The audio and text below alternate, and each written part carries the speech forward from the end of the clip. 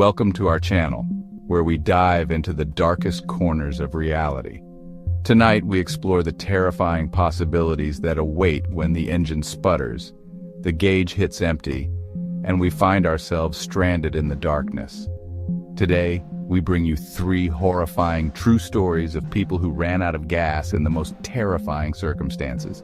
Stories where the fear of the unknown becomes a horrifying reality. So dim the lights, lock your doors, and make sure your tank is full, because these stories will leave you stranded in terror. Our first story takes place on a desolate highway, a ribbon of asphalt winding through a barren landscape swallowed by the immensity of the night. David had been driving for hours, pushing through fatigue, eager to reach his destination. He told himself he had plenty of gas, but the needle dipped lower, and then, with a shuddering jerk, the engine died. Silence descended, absolute and suffocating. David tried the ignition again and again, but the only response was a dull click. He was stranded. He checked his phone. No signal. He stepped out of his car, the air thick with the smell of dust and the unsettling feeling of being watched. He popped the hood, hoping for a simple fix, but the engine stared back, cold and unforgiving. Despair set in as he rummaged through his car, finding only a tattered blanket. Hours crawled by, each one an eternity.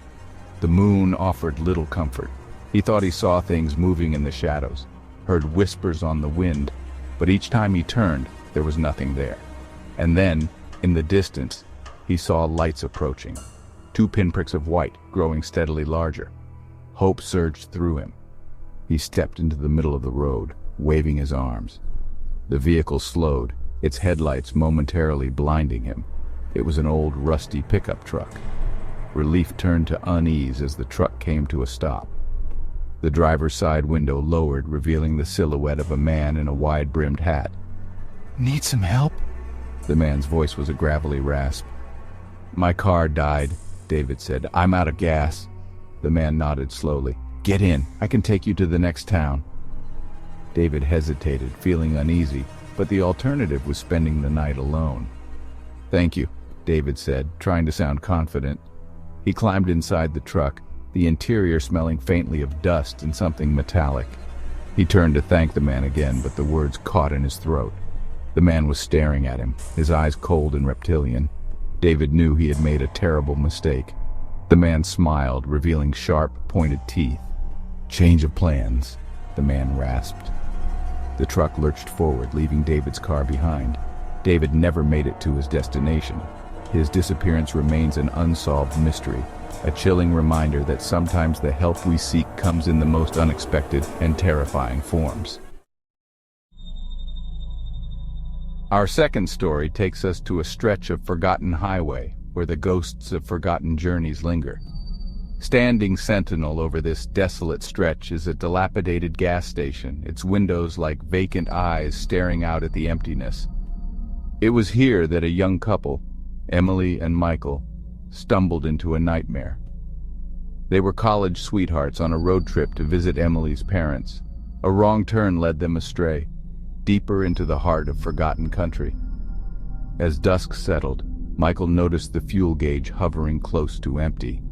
"Don't worry," he said. "There's bound to be a gas station soon." Mile after mile stretched out, the highway unfurling like a ribbon of broken promises.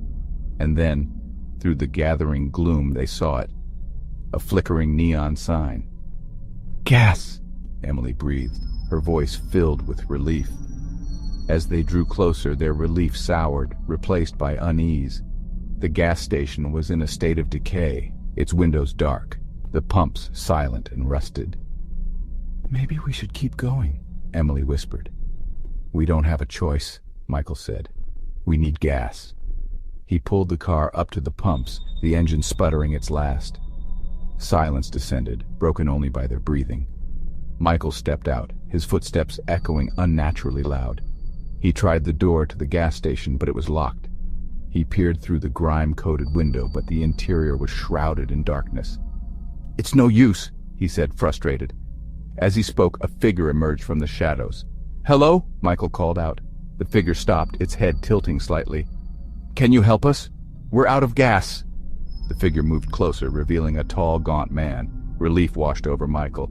Thank God, he murmured. "It's okay, Em," he said, forcing a smile. "Someone's coming to help." The man was close now, his face long and angular, his eyes dark pits. "You shouldn't be here," the man said, his voice a dry whisper.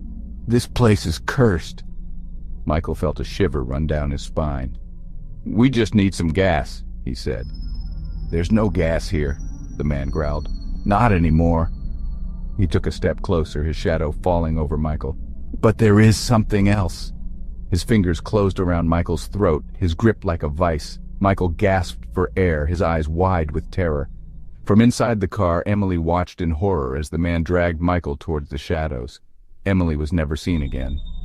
The abandoned gas station still stands, a silent testament to the horrors that lurk in forgotten places. A chilling reminder that sometimes the road less traveled leads to nowhere you ever wanted to be. Our final tale takes us deep into the heart of the forest where the trees stand like ancient sentinels. It was here, on a winding dirt road, that a group of friends on a camping trip faced their worst nightmares.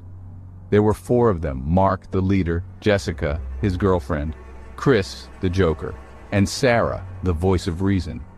They had been planning this trip for months, eager to escape their everyday lives. They piled into Mark's Jeep, their laughter echoing through the trees.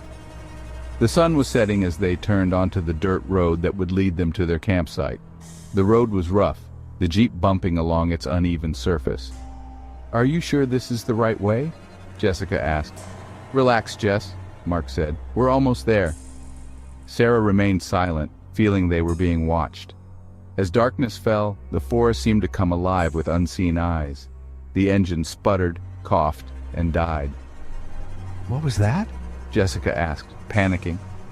"Probably just out of gas," Mark said. He tried the ignition again, but the only response was a dull click. "Great," Chris said. "Now what?" "I'll check the map," Mark said, but the map was gone. "Don't panic," Jessica said. "We can use your phone." "No signal," Mark said. "We're stranded." Fear settled over the group. "We should stay with the car," Sarah said. "It's our best chance of being found."